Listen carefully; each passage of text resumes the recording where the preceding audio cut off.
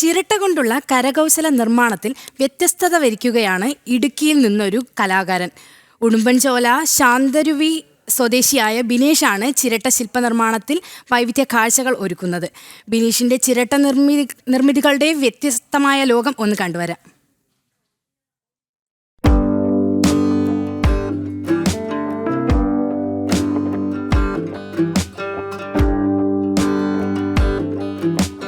Corona കാലത്തെ രാജ്യത്തിന്റെ പോരാട്ടം ഓർമ്മിപ്പിക്കുന്ന ശില്പം. ചെറുതായി മുറിച്ചെടുത്ത് പോളിഷ് ചെയ്ത 480 പരം ചിരട്ട കഷ്ണങ്ങൾ ചേർത്തൊരുക്കിയ ശ്രീനാരായണ ഗുരുദേവന്റെ ശില്പം. വാച്ച്, വിളക്ക്, മുയൽ, പക്ഷികൾ എന്നിങ്ങനെ ബിനേഷിന്റെ കരവിരുതിൽ ഒരുങ്ങിയ നിർമ്മിതികൾ അനവധിയാണ്.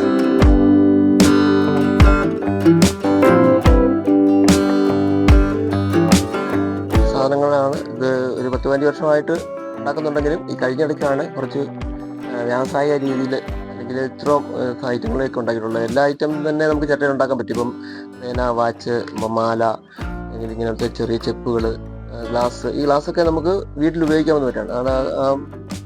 ജഗ് പോലുള്ള സാധനങ്ങൾ, ആ കിണ്ടിയൊക്കെ അത് ഉപയോഗിക്കാവുന്ന സാധനങ്ങൾ തന്നെയാണ്. കുട്ടിക്കാലം മുതൽ ചിരട്ട ശില്പ നിർമ്മാണത്തിൽ ബിനേഷ് മികവ് തെളിയിച്ചിരുന്നു.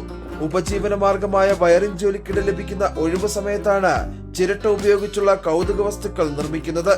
മനസ്സിൽ വരച്ചെടുത്ത രൂപത്തിനനുസൃതമായി ചിരട്ടകൾ മുറിച്ചെടുത്ത് ചേർത്തൊട്ടിച്ച് പോളിഷ് ചെയ്താണ് ഓരോ നിർമ്മിതിയും ഒരുക്കുന്നത്. ചിരട്ടകൾ ചെറുമുത്തുകളുടെ രൂപത്തിലാക്കി ഒരുക്കുന്ന കൈചെയിനുകൾക്കും മാലകൾക്കും ഇപ്പോൾ ആവശ്യക്കാർ ഏറെയുണ്ട്.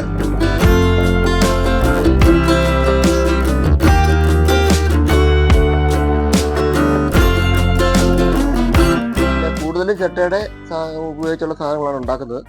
പിന്നെ ഈറ്റ വെച്ചുള്ള സാധനങ്ങൾ ഉണ്ടാക്കുന്നുണ്ട്. ഈഫൽ ടവർ പോലുള്ള സാധനങ്ങളൊക്കെ ഈറ്റ വെച്ച് ഉണ്ടാക്കുന്നുണ്ട്. കുറേ ഐറ്റംസ് നമ്മുടെ സുഹൃത്തുക്കളൊക്കെ കണ്ടിഷ്ടപ്പെട്ട് കുറേ ആളുകൾക്ക് ഉണ്ടാകാറുണ്ട്. വിലയ്ക്ക് കൊടുക്കാൻ കാര്യമായിട്ട് തുടങ്ങിയില്ല.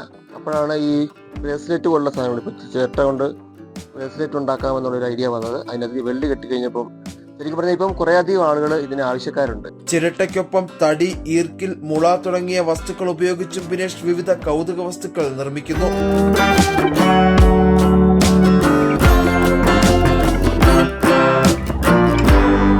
ജനം, ഇടുക്കി.